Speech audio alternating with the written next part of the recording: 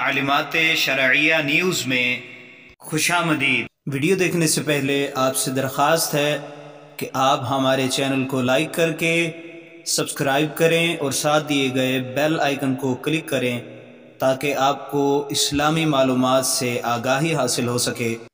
آئیے چلتے ہیں اپنی ویڈیو کی جانب۔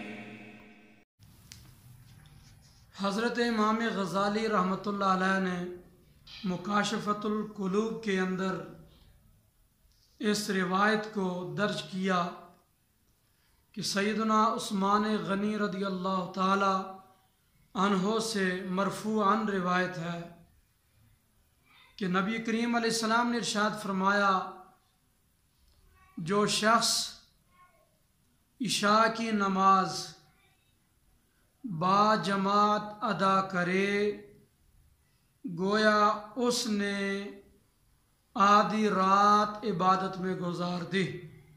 نماز عشاء با جماعت ادا کرنے کی یہ فضیلت ہے کہ پوری رات عبادت میں لکھ دی جاتی ہے۔